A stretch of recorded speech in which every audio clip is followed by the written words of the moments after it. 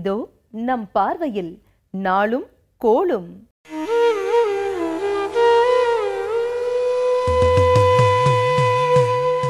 பதினைந்து 10/2014 அக்டோபர் மாதம் புதன்கிழமை, ஜெய வருடம் புரட்டாசி மாதம் 29ஆம் தேதி, துல்ஹஜ் 20ஆம் தேதி. திருக்குற்றாலம் ஸ்ரீ சிவபெருமான் திருவீதி உலா. திருப்பதி ஸ்ரீ ஏழுமலையப்பன் சஹஸ்ர கலசாபிஷேகம். ஸ்ரீபெரும்புதூர் ஸ்ரீ சுவாமி உடையவர் கூட புறப்பாடு. நல்ல நேரம் காலை 9:15 மணி முதல் 10:15 மணி வரை, மாலை 4:45 மணி முதல் 5:45 மணி வரை. ராகு காலம் 12 மணி முதல் 1:30 மணி வரை. குளிகை 10:30 மணி முதல் 12 மணி வரை. யமகண்டம் 7:30 மணி முதல் 9 மணி வரை. சந்திராஷ்டமம் அனுஷம் கேட்டை. அடுத்து நாம் காணவிருப்பது நவகோள்களை போற்றி வணங்கும் துதிப்பாடல். இதமுறவாழ இன்னல்கள் நீக்கு புத பகவானே பொன்னடி போற்றி. பதந்தந்தாழ்வாய் பன்னொழியானே உதவியே அருளும் உத்தமா போற்றி.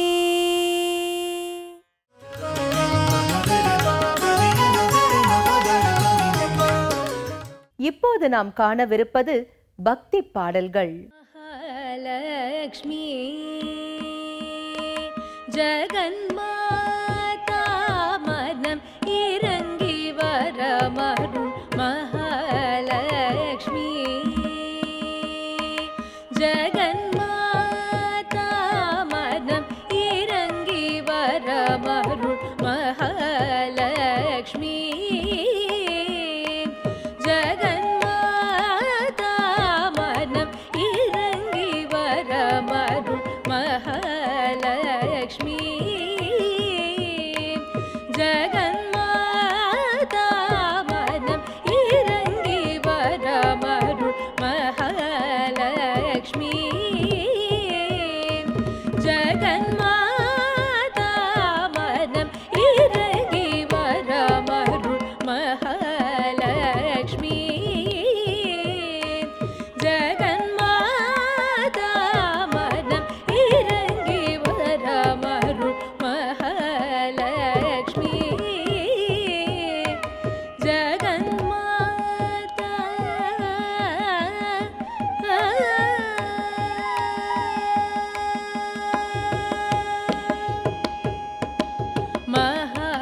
மகாவிஷ்ணுவின் மார்பினும் மணிபீடமதனில் அமர்ந்தருள். மகாவிஷ்ணுவின் மார்பினும் மணிபீடமதனில் அமர்ந்தருளும். மகாவிஷ்ணுவின் மார்பினும் மணிபீடமதனில் அமர்ந்தருளும். மகாவிஷ்ணுவின் மார்பினும் மணிபீடமதனில் அமர்ந்தருள். மன்மதனை ஈன்றருளும் தாயே மகாமாய மகாநிதியே. மன்மதனை ஈன்றருளும் தாயே மகாமாய மகாநிதியே. மகாலக்ஷ்மி ஜெகன்மாதா மனம் இறங்கி வரமருள். மகாலக்ஷ்மி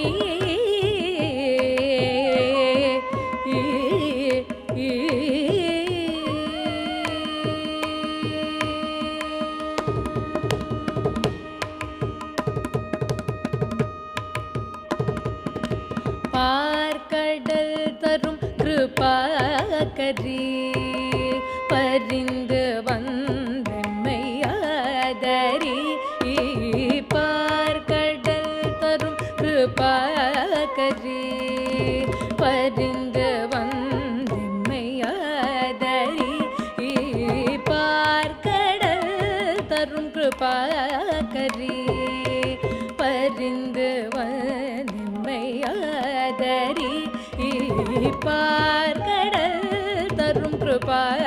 கிருபாகரி பரிந்து வன்மையாதரி பங்கஜ மலர் வளர் அன்னையே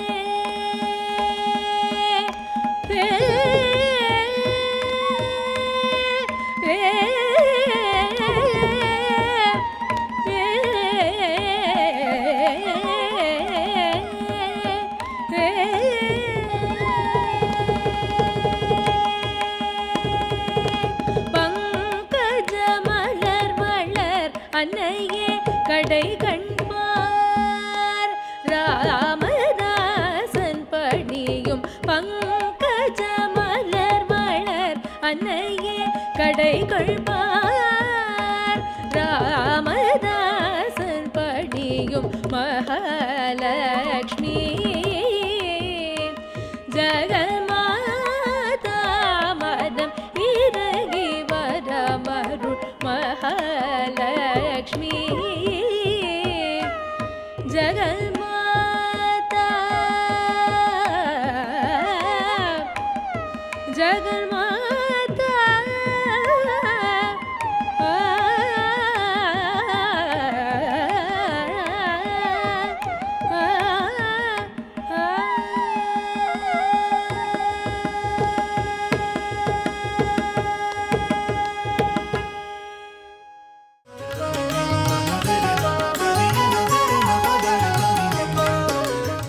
இனி நாம் காணவிருப்பது ஆன்மீக அருளமுதம். வணக்கம். ஆன்மீக அருளமுதம் என்ற அழகான தலைப்பில் திருமூலருடைய அற்புதமான படைப்பாகிய திருமந்திரத்திலிருந்து, பெருமக்களே, நல்லறங்களை நீங்கள் வாழ்நாளில் திட்டமிட்டு செய்து கொண்டே இருங்கள் என்று நம்மை நெறிப்படுத்துகிற சில அழகான பனுவல்களை நான் உங்களோடு பகிர்ந்து கொண்டு வருகிறேன். அறம் செய்கிறவர்கள் பெறுகிற பெரும் பேறு இன்னது என்பதை விரிவாக எடுத்துச் சொல்லிய திருமூல நாயனார், அறத்தை செய்யாது விடாப்பிடியாக ஈட்டிய செல்வத்தை தனக்கு என்று பாதுகாத்து வைத்துக் கொள்கிறவர்களாக இருக்கிற கருமிகள் அல்லது கஞ்சர்கள், மூடர்கள் பெறுவதாக இருக்கிற துன்பங்களையும் நமக்கு அடையாளப்படுத்த தவறையில்லை. தண்டனைகளுக்குத்தான் சில மனிதர்கள் திருந்துகிறார்களே தவிர நல்ல இன்மொழிகளுக்கு மனிதர்கள் திருந்துவது இல்லை. மாடு போன்றவற்றை வார்த்தைகளால் சொல்லி திருத்த முடியாது, அடித்து உதைத்துத்தான் அவைகளை பணிகொள்ள முடியும். ஆனால் அந்த மாடுகளிலும் மேம்பட்ட அறிவு படைத்திருக்கிற மனிதர்கள் இன்சொல்லுக்கும் அறவுரைக்கும் கட்டுப்படவில்லை என்றால் அவர்களை அச்சுறுத்தித்தான் பணிகொள்ள முடியும் என்பதை எடுத்து காட்டுவதாகத்தான் இந்த பாடல்களெல்லாம் அமைவதை பார்க்கிறோம். கனிந்தவர் ஈசன் கடலடி காண்பர். கனிதல் என்பது ஒரு அருமையான சொல். மனம் எப்பொழுதும் கல் போல் இல்லாமல் கனி போல் இருக்க வேண்டும். மாங்காயை பார்த்திருக்கிறீர்கள், மரத்திலிருந்து பத்திரமாக கீழே விழுந்து விடாமல் பறித்து கொண்டு வந்து வீட்டில் வைத்து தொட்டு அமுக்கி பாருங்கள், கல் போலே இருக்கும். ஆனால் கொஞ்சம் வைக்கோலை மேலே தூவி அல்லது சாக்கால் அதனை நீங்கள் போர்த்தி வைத்துவிட்டு ஒரு வாரம் கழித்து தொட்டு பாருங்கள், கொஞ்சம் நைந்து கொடுக்கும். இன்னும் ஒரு வாரம் கழித்து விரலை வைத்தீர்கள் என்றால் உள்ளேயே போய்விடும். அதற்குத்தான் கனி என்று பெயர். காயாக இருப்பது கனியாக இருப்பது போல் நம்முடைய மனம் காயாக இல்லாமல் கனிய வேண்டும் என்று சொன்னால் அந்த கனிவு எதனால் வரும் என்றால் இரக்கத்தால் வரும், அன்பால் வரும், மனித குலத்தின் பால் கொண்டிருக்கிற நேயத்தால் மட்டும்தான் அது வரும் என்பதை சொல்வதற்குத்தான் கனிந்தவர் என்றால் நெகிழ்ந்தவர், மனத்தின் கண்ணே அன்பு காரணமாக நெகிழ்ச்சி உடையவர்களாக இருக்கிறவர்கள். ஐயோ, அவன் பசித்திருக்கிறானே, நாம் பசித்திருந்த பொழுது பசித்துன்பம் நம்மை என்ன பாடுபடுத்தியது, அவனும் அந்த துன்பத்தை தானே அனுபவிப்பான் என்று பிறர் துன்பத்தை காணுகிற நேரத்தில் தான் பட்ட துன்பத்தை நினைவு கூர்ந்து அதன் மூலமாக அவர்கள் துன்பத்தை தீர்க்க வேண்டும் என்று உள்ளத்துக்குள்ளே கனிவு கொள்கிறவர்கள் இருக்கிறார்களே, அவர்கள் ஈசன் கடலடி காண்பார். அவர்களுக்குத்தான் இறைவனினுடைய திருவடி காட்சி கிடைக்குமே தவிர மற்றவர்களுக்கு கிடைக்காது. அப்போ நெஞ்ச கனகல்லை உடையவர்களாக இருக்கிறவர்கள் இறைவனுடைய திருவடியை பெறவே மாட்டார்கள். ஒரு முறை கர்ணன் தன்னுடைய அரண்மனையின் கண்ணே நின்று கொண்டிருக்கிற நேரத்தில் ஒரு யாசகன் வந்து கர்ண மகாபிரபு என்று பெரிய குரல் எடுத்துக்கொண்டு உள்ளே வருகிறான். பதைத்து நிற்கிறான். ஒரு கையிலே எண்ணெயை வைத்துக்கொண்டு இன்னொரு கையில் ஊற்றி தலையில் தேய்த்து கொண்டிருக்கிற கர்ணன் அந்த பெரியவரை பார்த்துவிட்டு பிராமணரை பார்த்துவிட்டு, என்ன, ஏன் இப்படி பதறுகிறீர்கள்? என் செல்வமெல்லாம் களவாடப்பட்டு விட்டது. நாளை மகளுடைய திருமணம். கையில் ஒரு காசில்லை. அவமானத்தால் குறுகி கிடக்கிறேன். உன்னுடைய உதவி இல்லை என்றால் நான் தற்கொலை செய்து கொள்வேன் என்று சொன்னானாம். உடனடியாக அவனை அழைத்து இடது கையிலே வைத்திருக்கிறான் தங்க கிண்ணத்தை, வலது கையில் எண்ணெய் ஊற்றி தேய்த்து கொண்டிருக்கிறான். அவனை அருகிலே அழைத்து எண்ணெயோடு இருப்பதாக இருக்கிற தங்க கிண்ணத்தை அவனிடம் கொடுத்து, இந்தா, இதை கொண்டு போய் விற்று நீ போய் உன்னுடைய மகள் திருமணத்தை நடத்துன்னு. பக்கத்தில் இருக்கிற மனைவி கழுக்கென்று சிரித்தாளாம். ஏன் சிரிக்கிறாய்னு கேட்டதும் அவள் சொன்னாள், உனக்கு தர்மத்தை பற்றி தெரியவில்லையே. இடது கையால் கொடுத்தால் வாங்குகிறவனுக்குத்தான் புண்ணியம், வலது கையால் கொடுத்தால்தான் கொடுக்கிறவனுக்கு புண்ணியம். இது கூட தெரியாத நீ எல்லாம் ஒரு கொடையாளியா என்று கணவன் மீது அன்பு இல்லாதவளாக இருக்கிற மனைவி அவனை ஏளனப்படுத்தினாள். இப்போது கர்ணன் சிரித்தான். ஏன் சிரிக்கிறீர்கள் என்று அவள் கேட்டாளாம். முட்டாள் பெண்ணே, இது கூட எனக்கு தெரியாதா? இடது கையில் இருப்பதை வலது கைக்கு மாற்றித்தர எனக்கு தெரியாதா? பின்னே ஏன் இடது கையால் தந்தீர்கள்னாலாம். இடது கையில் இருந்து வலது கைக்கு நான் அதை மாற்றுகிற சில வினாடிகளுக்குள் தருவானோ மாட்டானோ என்று அந்த ஏழையினுடைய மனம் பரிதவிக்கக்கூடாது என்பதற்காகத்தான் இடது கையாலேயே அதை நான் தந்தேன் என்று சொன்னானே. அப்படிப்பட்டவர்களுடைய மனத்தைத்தான் கனிந்தவர் மனம் என்று திருமூலர் எடுத்து காட்டுகிறார். அவர்களுக்குத்தான் கட்டாயமாக இறைவனினுடைய திருவடி காட்சி கிடைக்கும். துணிந்தவர் ஈசன் துறக்கமது ஆழ்வார். இறைவனுடைய திருவடி பேருதான் கட்டாயமாக நம்மை சொர்க்கத்தில் கொண்டு போய் சேர்க்கும் என்கிற தெளிவு படைத்தவர்களாக இருப்பவர்கள் நிச்சயமாக துறக்கத்தை சென்று அடைவார்கள்.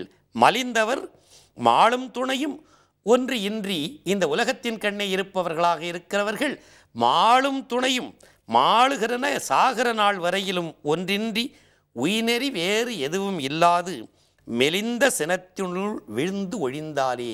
எப்போது பார்த்தாலும் கோபதாபங்கள், கேட்கிறவர்கள் மேல் எரிந்து விழுதல், கொடுக்கிற பொழுது கூட அழுது கொண்டு கொடுப்பது அல்லது திட்டிவிட்டு கொடுக்கிறவர்களாக இருப்பவர்களாக இருக்கிற மனிதர்கள் இருக்கிறார்களே, அவர்களெல்லாம் வாழ்க்கையில் எதையாவது ஒன்றை பெற்றார்களான மலிந்தவர் என்றால் அப்படி இல்லாது இந்த செல்வத்தின் கொண்டிருக்கிற நாட்டத்தின் கண்ணால் அதிலேயே வீழ்ந்து கிடக்கிறவர்களாக இருக்கிற கருமிகளாக இருப்பவர்கள் மாளும் துணையும் சாகர வரை மற்றவர்களுக்கு ஒன்றை ஈகாது ஒன்று இன்றி உய்கிற நெறி ஒரு காலத்திலும் அவர்களுக்கு திருவடி காட்சியும் இல்லை, திருவடி பேரும் அவர்களுக்கு இல்லை. மெலிந்த சினத்தினுள் விழுந்து ஒழிந்தாலே அவர்களெல்லாம் அந்த சினத்தின் கண்ணே விழுந்து அழிந்து போவார்கள் என்று எச்சரிப்பதன் மூலமாக மனத்தை நெகிழ்ச்சியுடையதாக அன்பால் மாற்றிக்கொண்டு நீங்கள் பெற்றிருக்கிற செல்வத்தை வேண்டியளவு துய்த்துவிட்டு எஞ்சியதை இல்லை என்று வருகிறவர்களுக்கு கொடுத்து அவர்களுடைய உள்ளத்தின் கண்ணையும் நீங்கள் பால் வார்க்கக்கூடாதா என்று